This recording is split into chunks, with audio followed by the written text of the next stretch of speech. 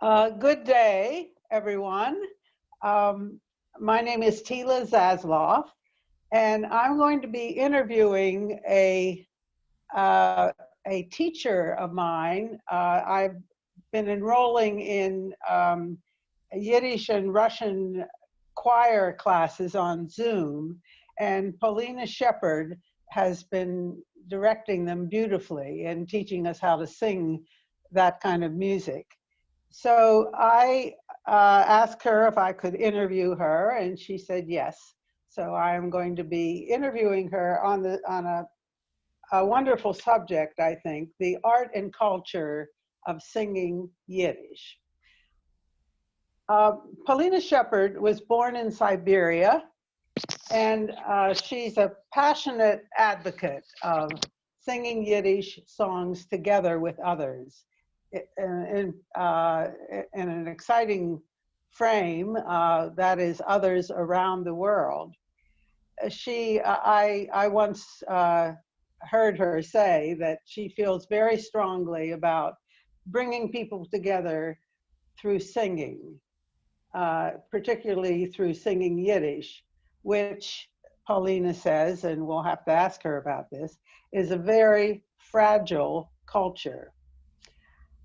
Polina is an accomplished performer, conductor, and arranger of a Yiddish and Russian song repertoire that she started learning in childhood when singing and accompanying her mother.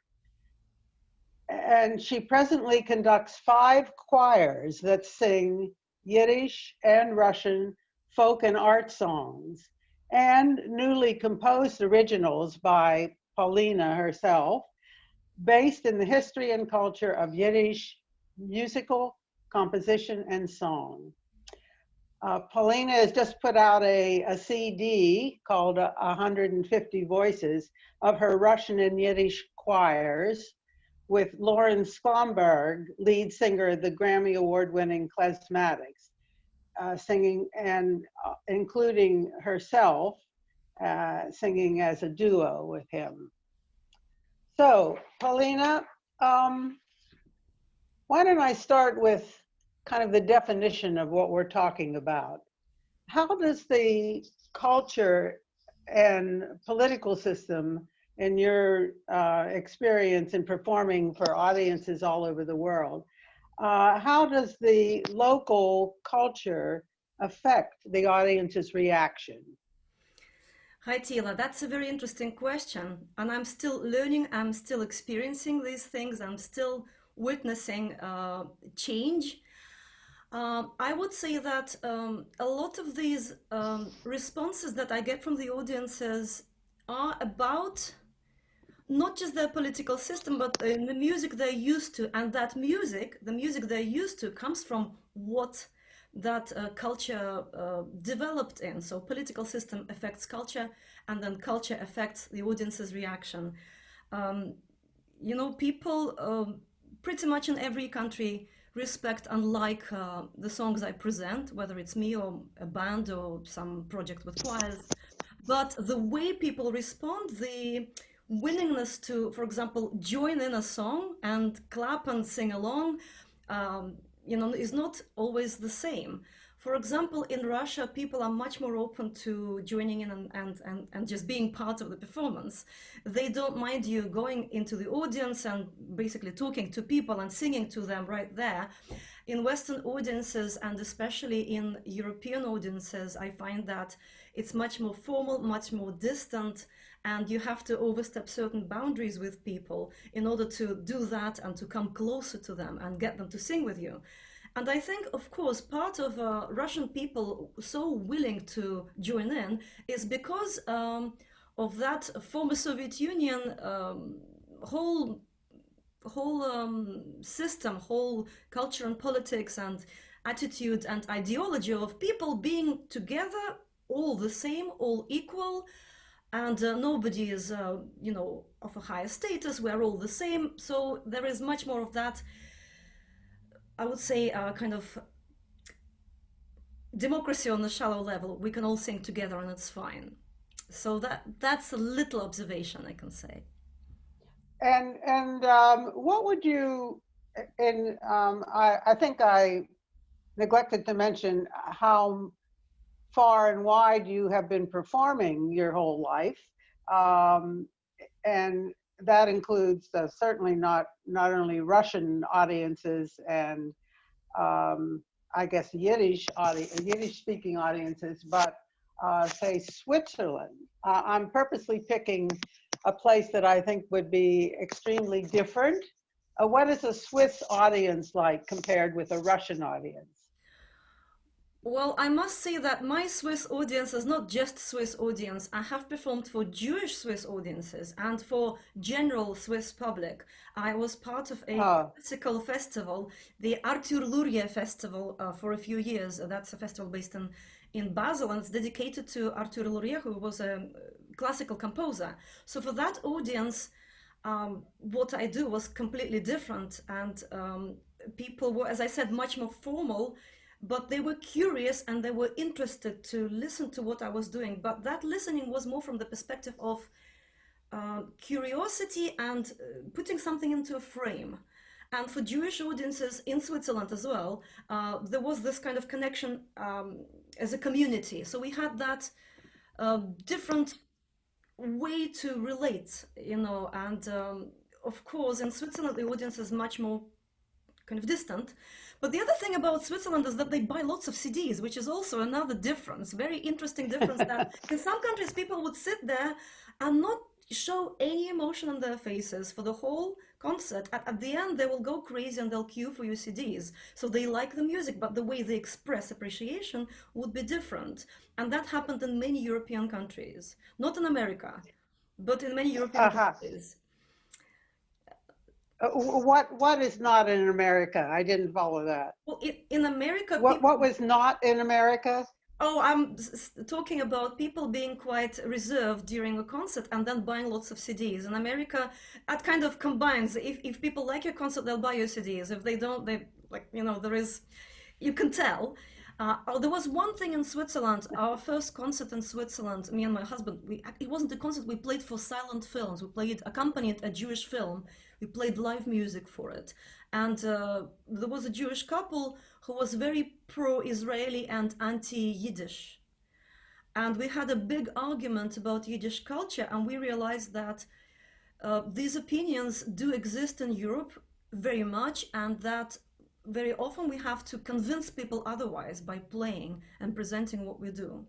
And Switzerland was one of these first, I would say, negative experiences when I was told that Yiddish culture was a dying one and it's not worth saving.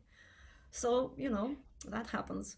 Did you perform at all in Asia, in any Asian countries? Japan, China, Vietnam, any of those No, countries? no, I dream to go to Japan. I dream to go to China. My husband played there with another band, and he played Jewish music. But I have collaborated with a Japanese band. There is a wonderful Oh, Japanese band interested in klezmer music and in Yiddish singing. They're called Jintala Munta. They're based in Tokyo, and we've met several times at various festivals. We met in New York, and then we played together in Poland a couple of years ago. We actually sang a few songs together, and we took part in various things together, like joint projects at these festivals. So, and they like us, we like them, and we worked together in Brazil as well last year. So that was fun. well, I think I always think of the remark that a Japanese artist made to one of the producers, I think, of Fiddler on the Roof. And Fiddler on the Roof was an outstanding success in Japan. People lined up for blocks to see it.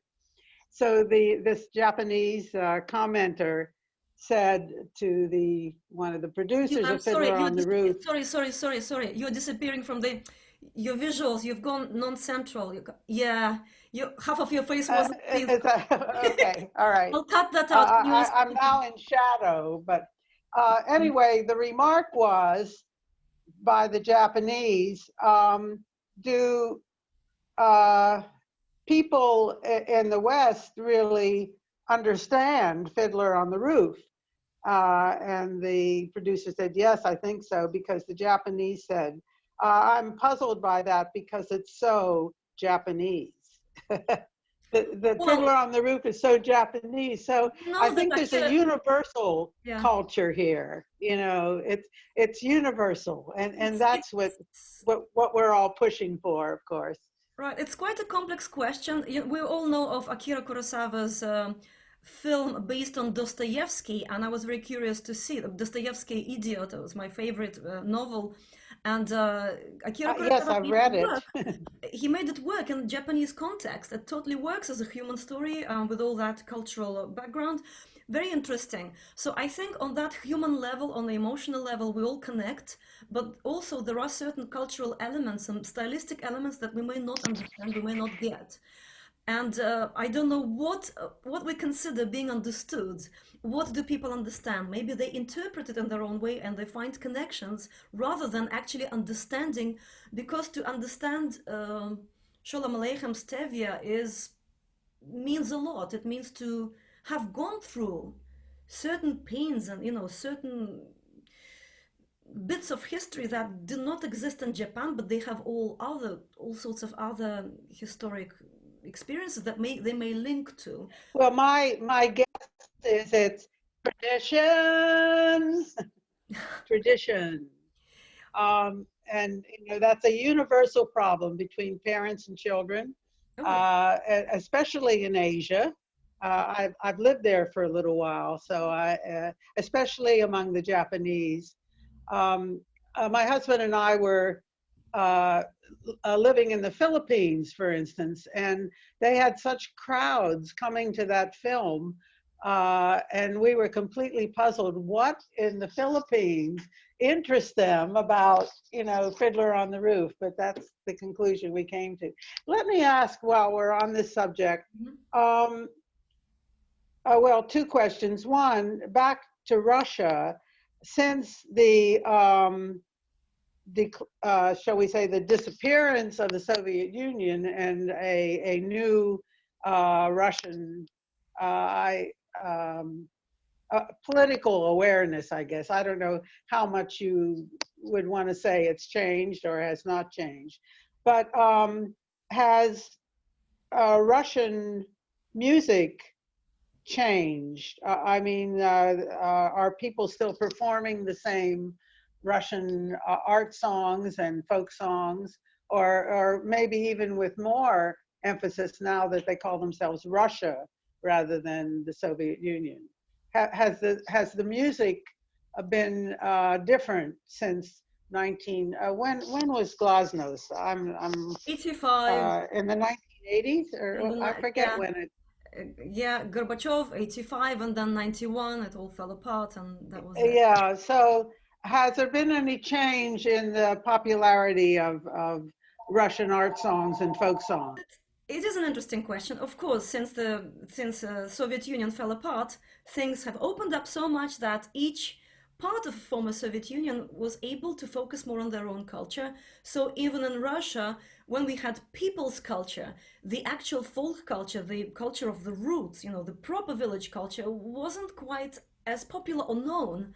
And now people went back to studying it, and there is a whole new revival of the Russian folk music and all sorts of folk cultures. And the art songs have been loved by people, the romances, the Russian romance, um, all through the Soviet years. Although there was a little Oh, dip when the Soviets came to power, they saw it as aristocratic and to kind of decadent culture, but then it came back and it's safe and it's lovely and people still love it. But of course, we have Russian rock, we have Russian house music, we have all sorts of all these new styles in Russia now as well. it's interesting that in the West, well, let me just talk for my own experience in the United States.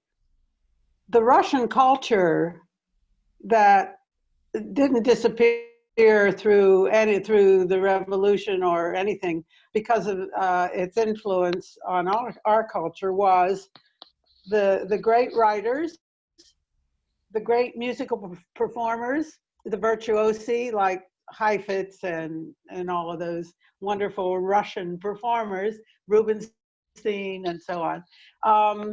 And I think some of the Russian romantic flavor that came over with people like my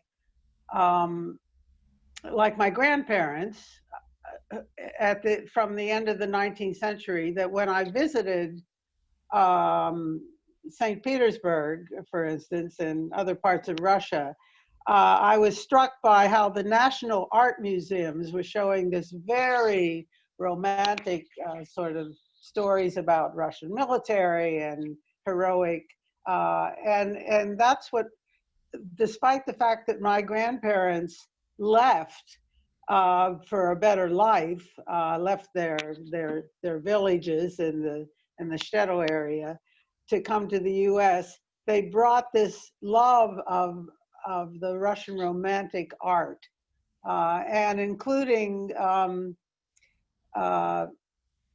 let's see, what Elaine Veg, which was a lullaby that my grandmother sang and that my mother, the oldest of her children, remembered. So I think that Russian culture, I'm glad it's come back. I mean, I have a kind of attachment to it. Let me move on here. So what are some of the experiences in your own career that show what you're describing as far as audience reaction and what difference the culture makes?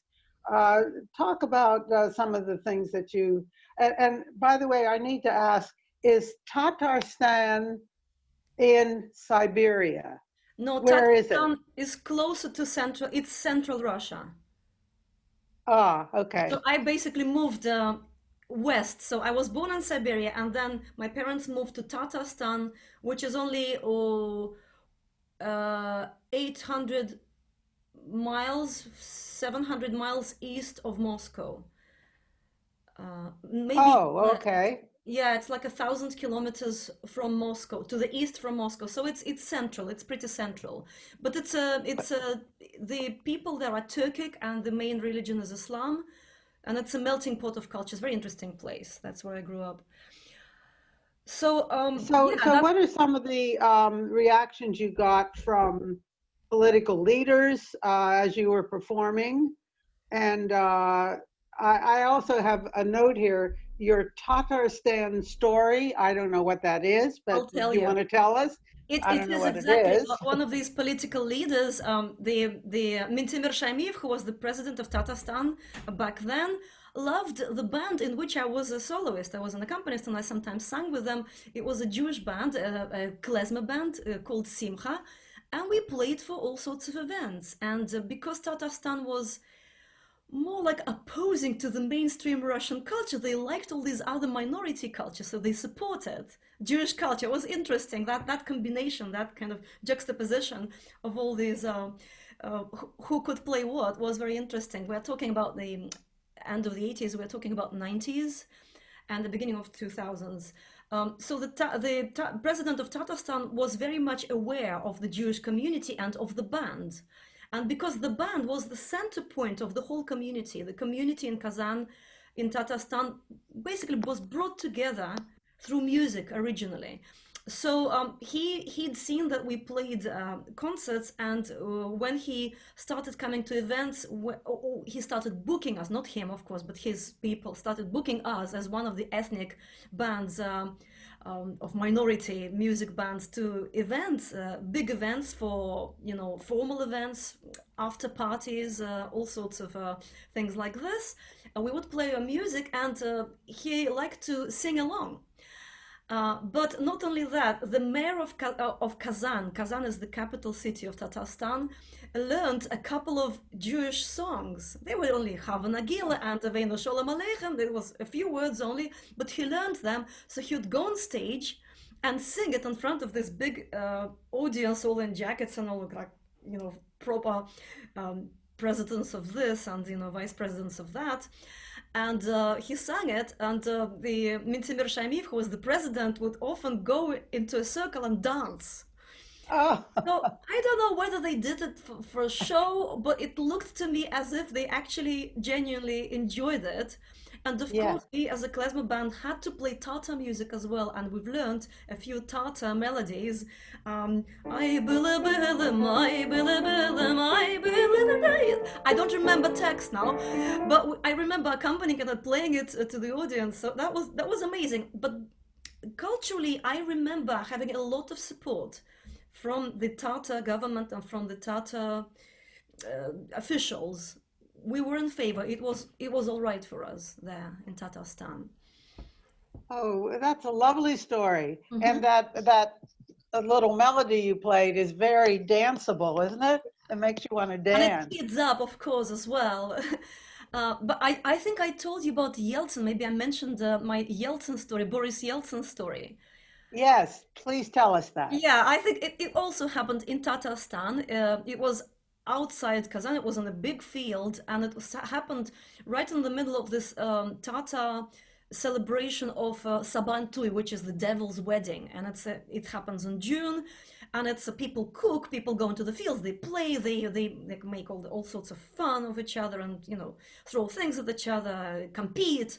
Um, Sing, dance, and Boris Yeltsin came to Tatarstan. That was during his second tour of Russia for just before his second election. So he wanted to be seen as, meeting with people, this big crowd of people dressed up as bears and eating these sweets.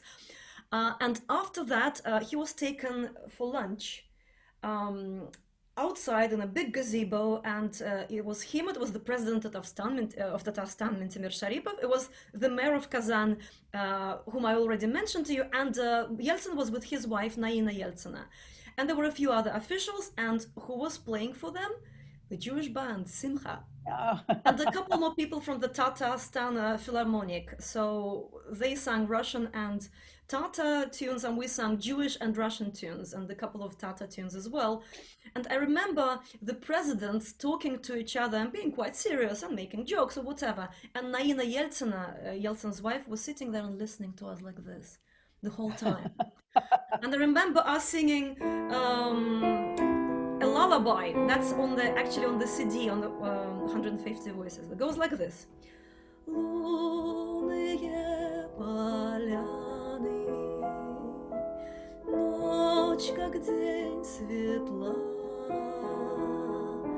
спи, моя Светлана, спи, как я спала.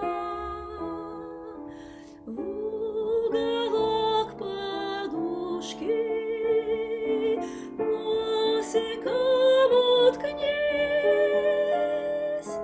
звезды, как веснушки,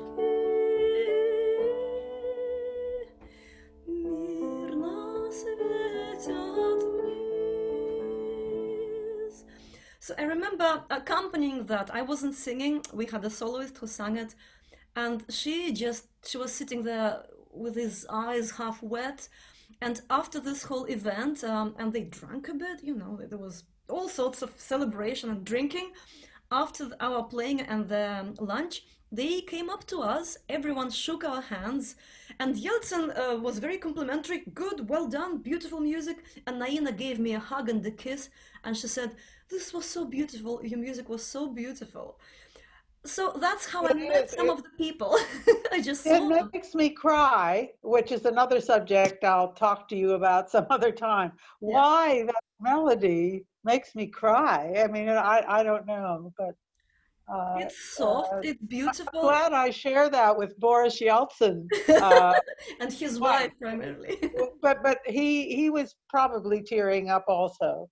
Um, what was your I think that must have been a very inspiring performance event for you. I just wanted to ask you, what was your most difficult performance, where you were somehow not getting the reaction you wanted, or the microphone didn't work? I don't know. What was Yeah. your most difficult Of course, performance? we had these through my life. I've been performing since I was, I don't know, a child, but professionally since I was 17. There's been everything. There's been no heating in a building in Ivanovo, in Russia, when it was minus 18 centigrade. I don't know what it is. It's really, really cold and freezing. Don't know the Fahrenheit number. And there was a performance in Tatarstan outdoors in January when it was snow, frost, properly cold, and my vocal quartet sang outdoors, and as we were singing, our faces were just steaming. People couldn't see us because there was so much steam coming out of our mouth. But these are not difficult performances. I don't consider them difficult. And not hearing ourselves and performing with a choir, not people not being able to see each other and hear each other, that happens all the time, that happens often. I thought about my most difficult performance, and I came up with this one. It happened last year, and it was in America. It was in a small community, and I won't say which one it was because it was so recently. I don't want to upset anyone. It was a house performance, and it was a lovely house, and people came to hear me. It was my solo concert. Jewish community, but it was open to everyone, basically Russians, but mostly they're Russian Jewish immigrants. So they came to hear me, and it was very hard. And sometimes you sing a slow song and you see people dreaming with you and experience, getting emotional with you. You sing a happy clappy song, people join in or they dance in their chairs. There was none of that, and it was such an un-Russian reaction that every song for me was a struggle, and I kept changing my repertoire. And then I realized that the audience was so split. There were just contrasting groups of people in that audience. There were a few people who were interested in proper Yiddish music, and they knew the style, they knew what was involved, they knew a bit more about the music. And there was this general Russian audience who wanted a bit of nostalgia for what they already knew. And even though I tried to vary between known tunes, well-known tunes, the expected material, and my own material, my own, newly composed material, and my own compositions, that I usually do more of my own music, still it somehow didn't gel and didn't work. And then I realized that actually politically it was a very interesting audience. It was the first place where I heard somebody quite bluntly telling me that they were working for Trump on Facebook and other social media, putting out, basically commenting, pretending to be someone else and commenting on people's posts and getting lots of money for it. And this person was very proud of it. And there was this, it was a year ago, so I don't know what was happening in America back then. It was a bit tense, but it's been tense in the past years already. And I think there was a political split, and that's kind of something what I witnessed in Russian Jewish communities in America now. This political split between total Trump supporters and total Democrats and total Republicans. That's just, they're so different that it's impossible to bring people together, even from through singing and not doing anything political at all. That's a very astute point you're making, I think, that an audience they affect each other. Well, I'm thinking, even if I'm going to a film, for instance, sitting in the dark with a whole bunch of other people, and somebody is laughing at something that I don't think is a bit funny, that makes me feel kind of hostile to the film and sort of cut off from the rest of the people sitting around me. So audience bonding is very important. I never thought of it that way, but that's a very good description. Let's see, that's a fine answer to my question. I want to think about that some more. I wonder if you haven't felt that splitting up of the audience or the fragmentation of the audience in any other country these days. I mean, England also has its political split ups, and France. I mean, there's a lot of it going on around the world, but you haven't felt it. Generally, people who are interested in music that I perform,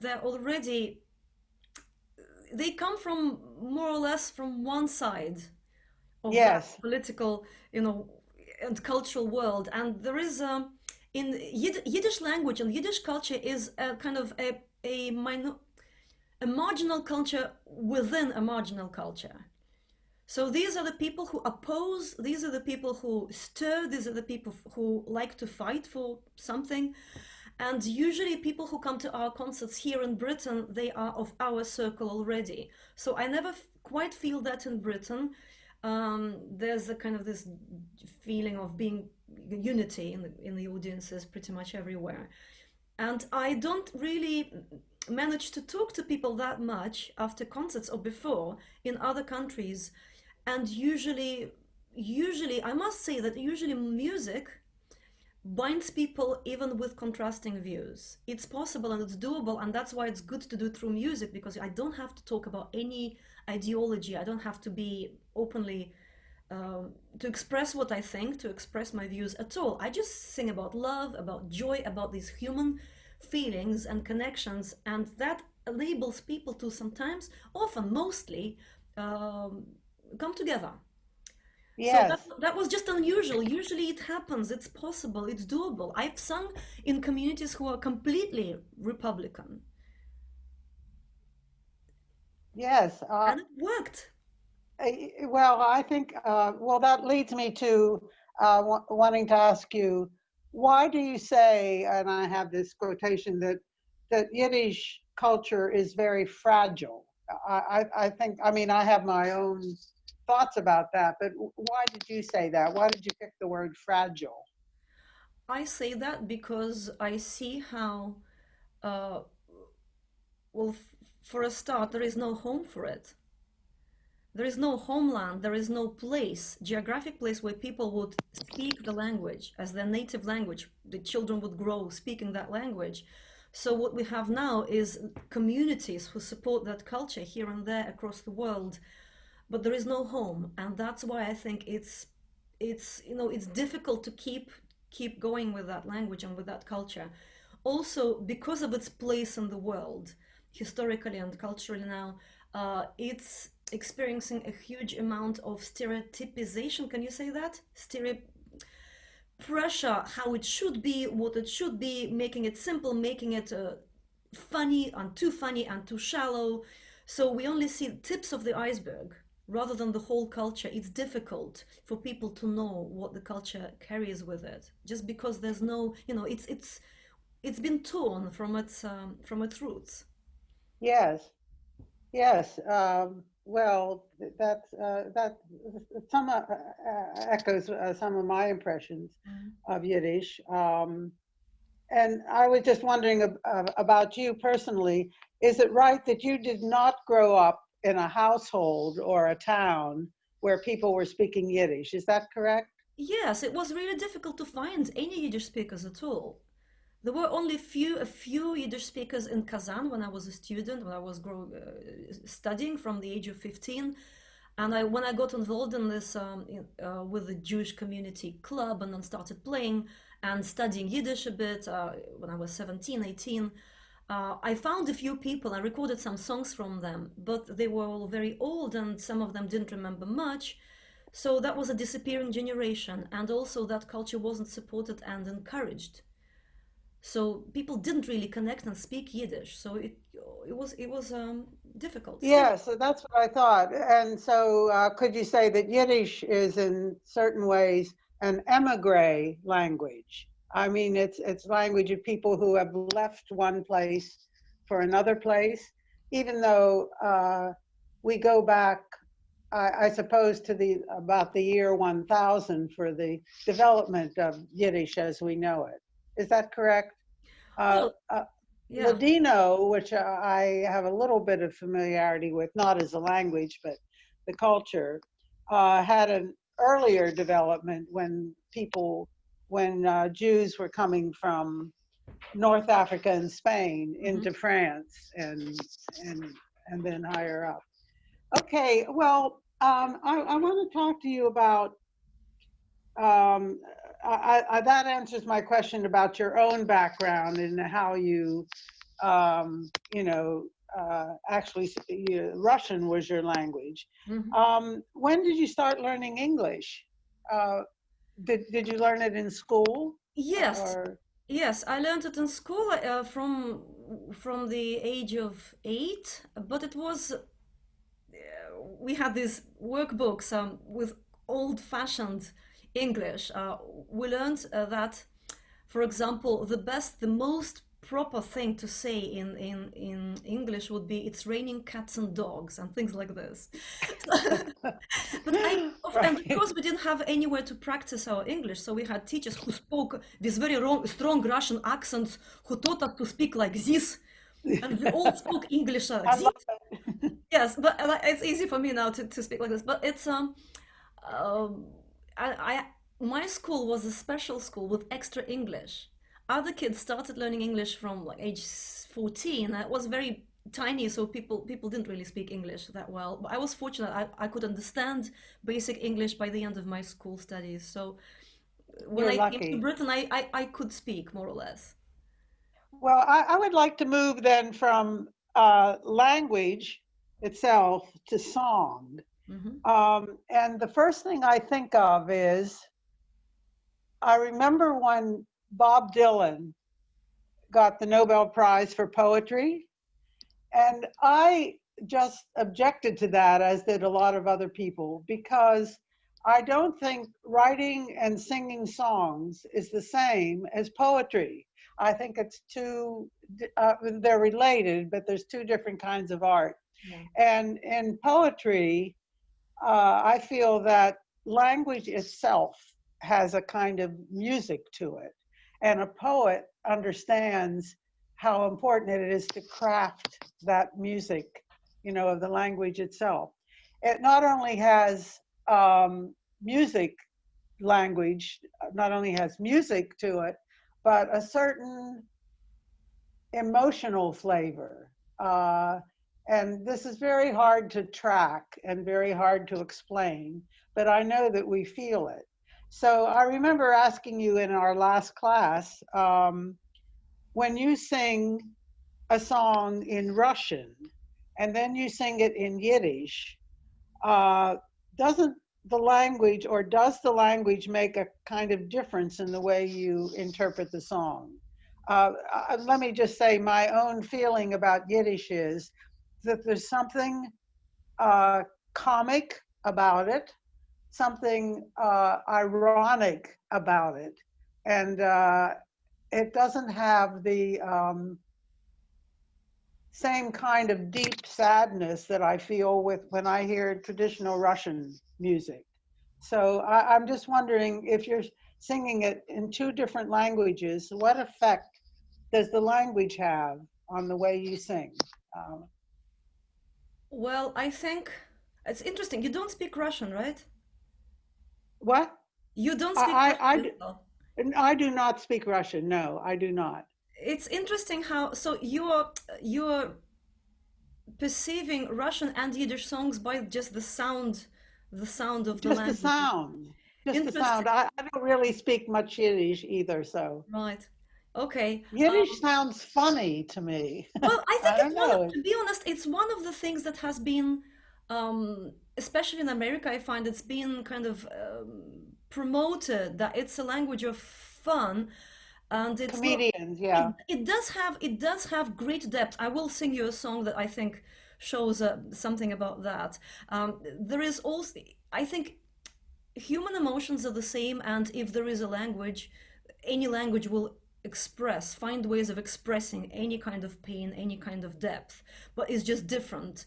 And of course, Russian culture is very different, and the way it sounds, the way it's structured, the way it connects, I think it's deeper than we can be aware of, because the way our muscles work affects our brain in these subtle ways we can't even analyze that. Yeah, but I'm certain that there are things about it that make us feel differently. And I did not grow up, as you said, and as we mentioned, speaking Yiddish, but I grew up speaking Russian and totally being absorbed in that culture. So when I sing Russian songs, I know every single element. I know where it comes from, what it might feel like, what it can be twisted into. So I have much more freedom to play with the material. With Yiddish, I feel much more responsibility, and I have to do much more research before I even start presenting something, singing something, or composing something. So it does affect things, but yes, it sits in different parts of my brain. It sits in different parts of my soul. But I think both Yiddish songs and Russian songs can make me cry, and both Yiddish songs and Russian songs can make me laugh and want to dance in different ways. So I want to sing a little bit of a song that's also on that CD of 150 Voices. I think it's musically a bit like a Russian art song, like a Russian romance. But the poem is by Anna Margolin, who is one of the most beautiful Yiddish poets from the previous century, and I just love her poetry. And this is a poem that just reading it, as you say, you can feel the music in the words, which is why it's so difficult and then also easy once you found the energy to put it to music. It's love. Keiner weiß es nicht, a viele du allein, noch seit dem Tag, wo's bin in der Stadt. Geht die Bänkschaft do über alle Gassen und alle Bämer seinen Grinnen mit a neuen Sod.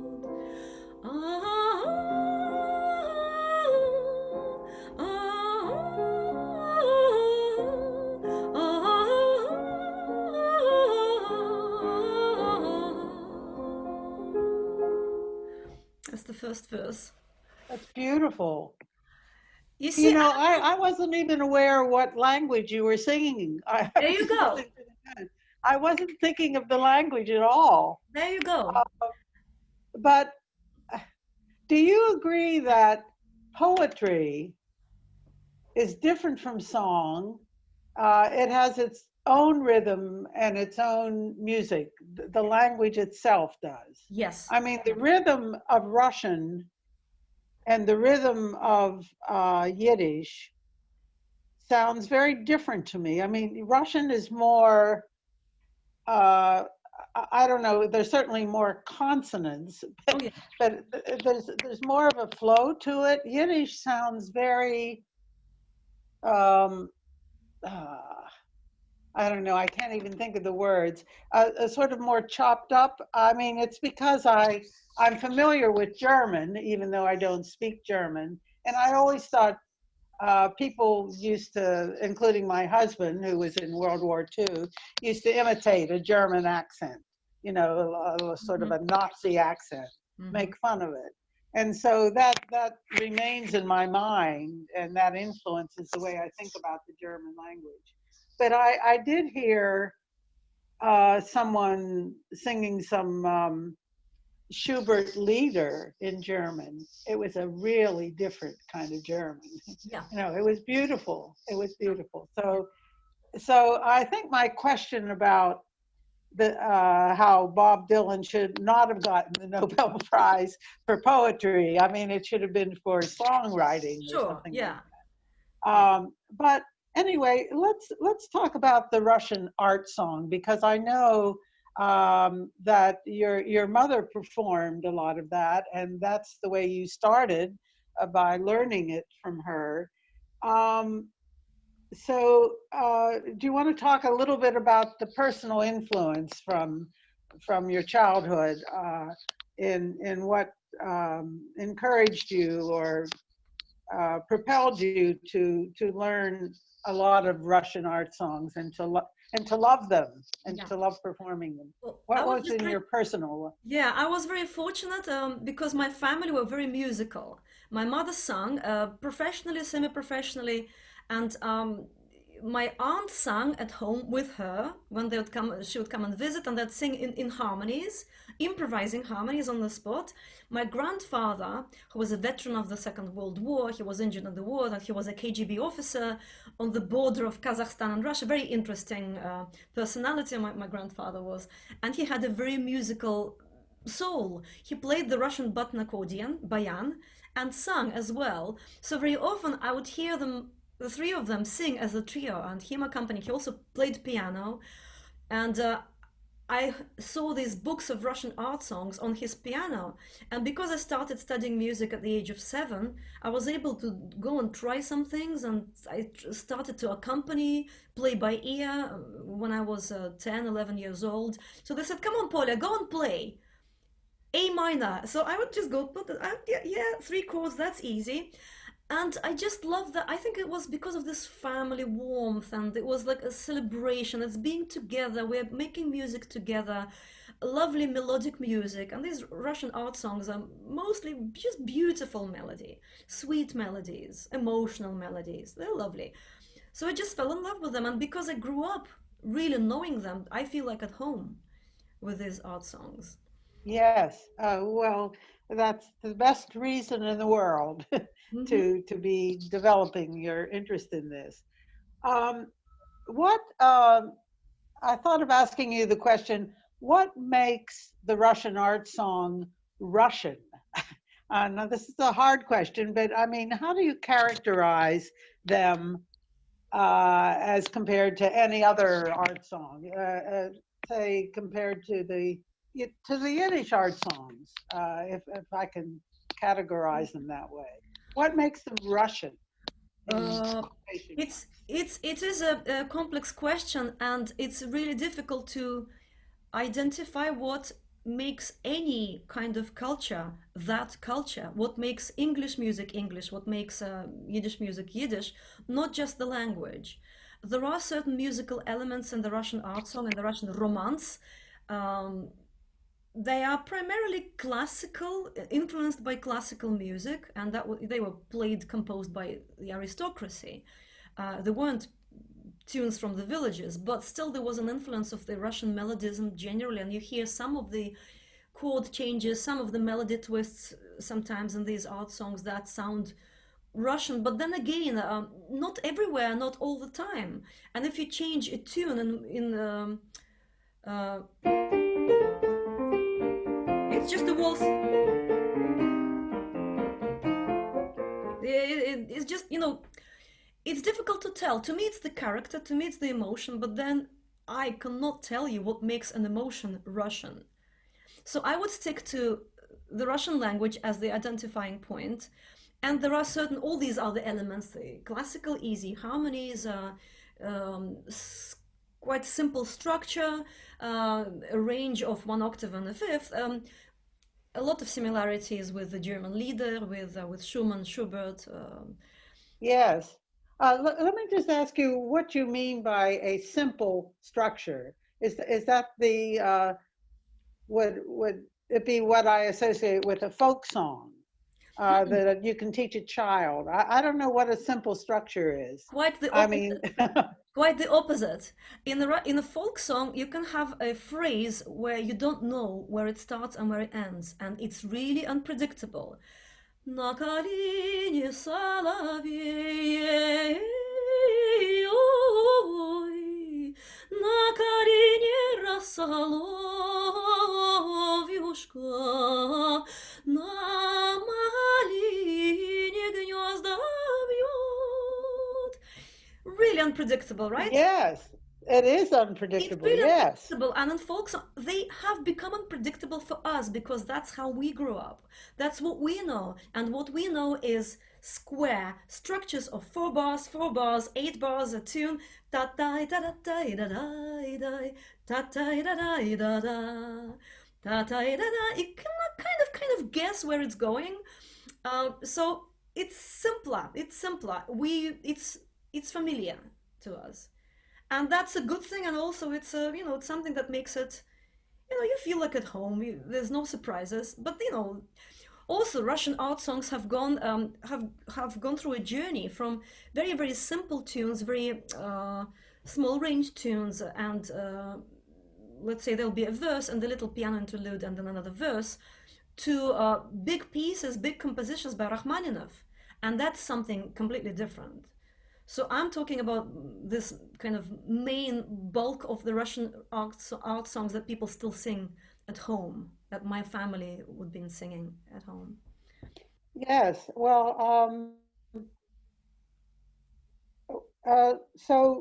Just review for us a little bit the connection between Russian art songs and Yiddish. I don't know whether to call them art songs, but Yiddish songs. If there seems to be a very strong connection historically, technically, Mhm. emotionally. Could you sort of define that for us? I think that Yiddish culture had a lot of influence from the Russian culture because of where it was. And you mentioned there was people coming, immigrating to America and carrying that Russian culture with them. And it influenced not just Yiddish culture, but the rest of the world, wherever the immigrants went. And there are a lot of songs that were originally Russian tunes and they became Yiddish tunes, or they influenced Yiddish songs that were composed later, or theater songs that sounded like the old home. Um, there isn't much the other way, the other way. There isn't much influence of the Yiddish culture into Russian because there was just Russians had enough of their own thing, and Jews had to Yeah, carry something of their home, and that you know some of it was Russian culture that went with it. But there is in Yiddish music there is no separate genre of the art song. What we use in the Russian song, we say the romance, the art song, and it's a specific genre. In Yiddish, we have art songs which are more like classically composed by composers, the names unknown. They are suitable for a classical stage, for a stage, not only for performing at home and singing with your family. So they're more there's more of a frame and more of a shine to them, plus some musical elements. And of course, we know songs that became Yiddish songs as well, like Alleen en Weg. Yeah, the song that we sang, and it's a yeah. Yiddish song now, but it's to me it's such an interesting combination. It's profoundly Russian musically and it's in its feeling, but it really works in Yiddish. Uh, so they're quite separate. And then we have Yiddish folk song, then we have Yiddish theater songs, and there's a whole world of these influenced by cantorial singing, influenced by the workers' circle kind of singing, the Bund, and all that. So it's rich, it's a lot, and there is like a small bit of diagram that coincides with Russian art songs. And there's a third element in here that we usually learn in Sunday school, that Yiddish songs, or the Yiddish language, well, Yiddish songs are heavily influenced by what we call gypsy music, the klezmer influence. And I don't know how that ties in with the Russian, but the music still sounds so Russian to me.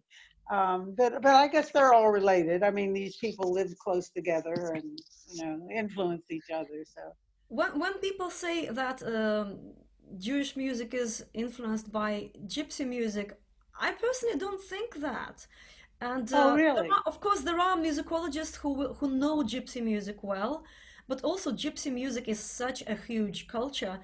There is much more Eastern sounding culture, all the way to India, and there is the gypsy music in Poland doesn't really sound anything like further east. So, or gypsy music in Russia, in Soviet Union, it was so it became so plain and such a caricature of itself that you could not really tell what's gypsy. We will need to define what we mean by saying gypsy culture.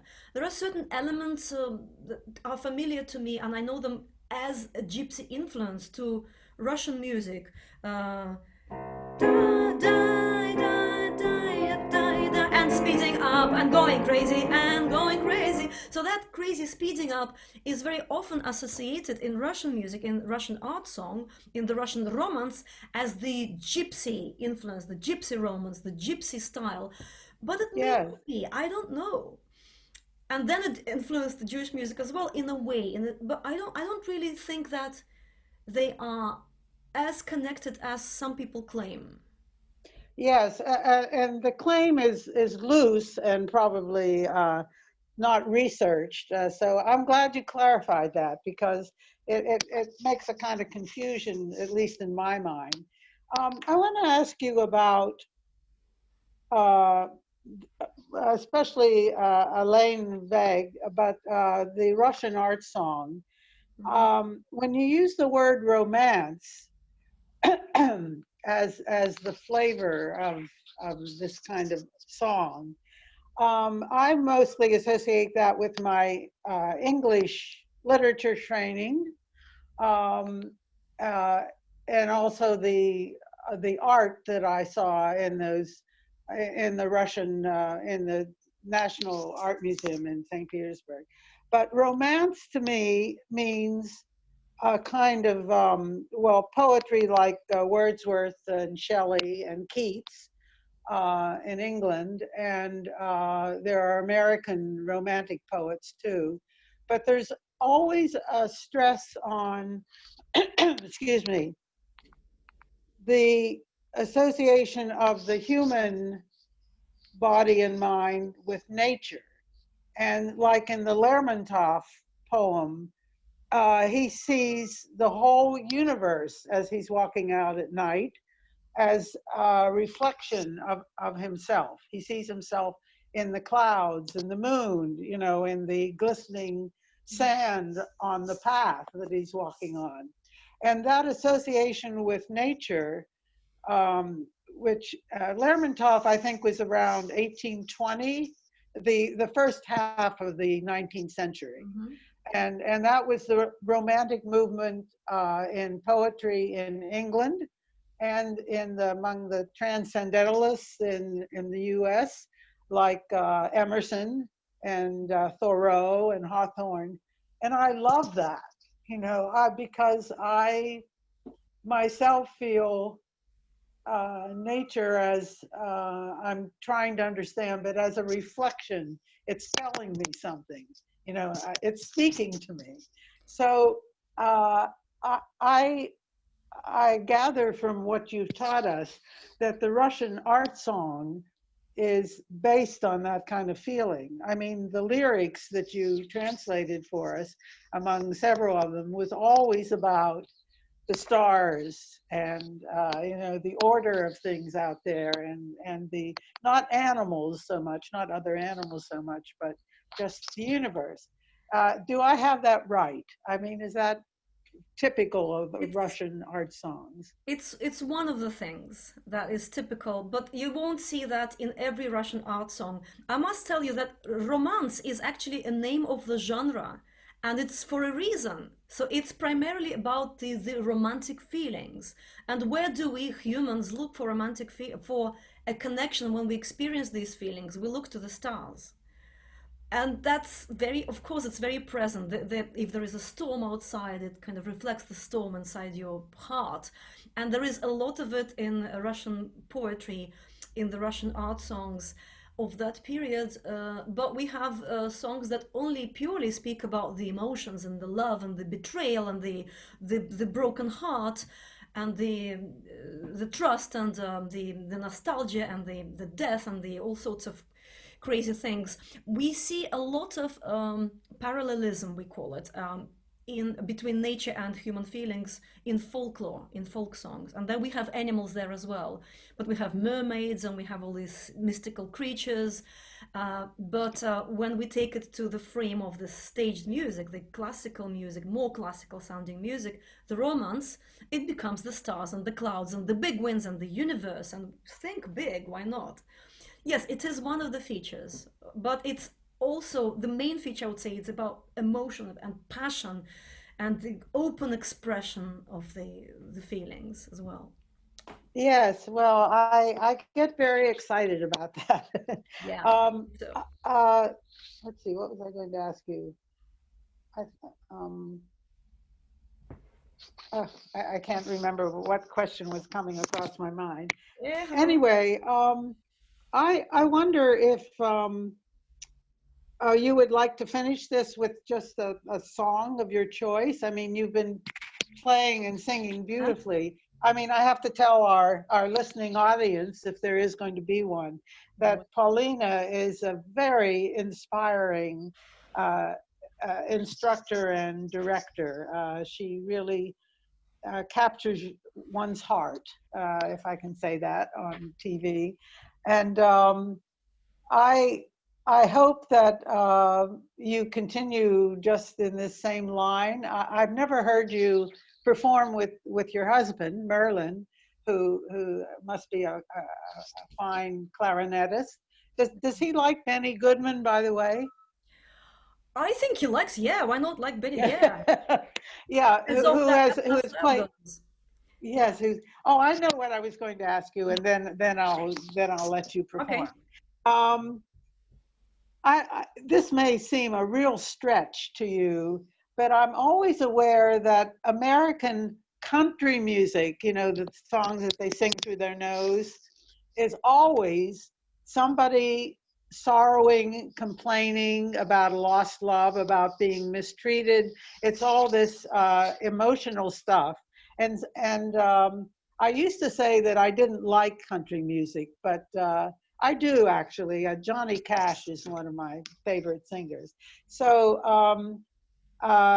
that's so thinking about your class and what you've been teaching us and showing us, somehow hits me as uh, a parallel or to our tradition of country music, even though I don't like a lot of it. I mean, I don't like the singing through the nose all the time, but you know, that's what they do. Well, so would you like to finish up with anything else? I mean, this is your stage here.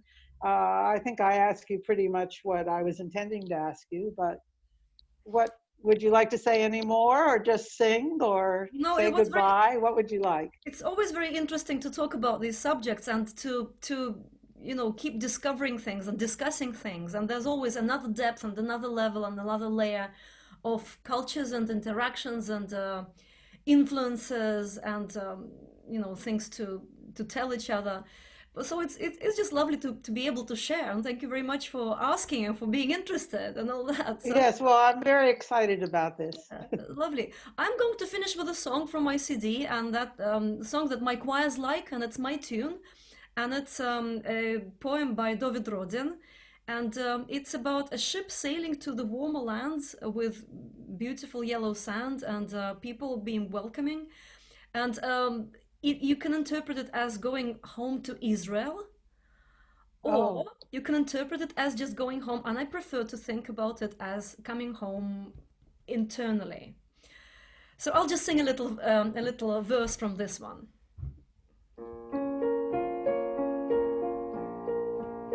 Also, I composed it kind of in a similar way. I was thinking about Russian folk tunes. I wonder if you'll hear it in this one.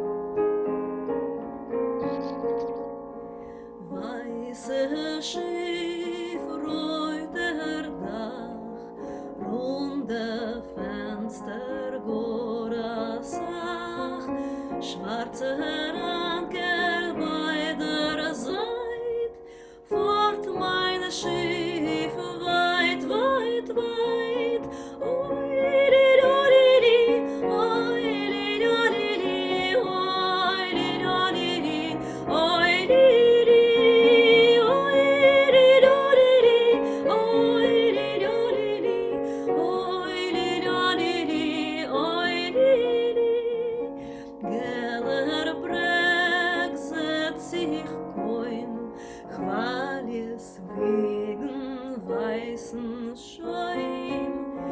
Himmelblau, ja, ist tief, schwimmt sich still meine weiße Schiff.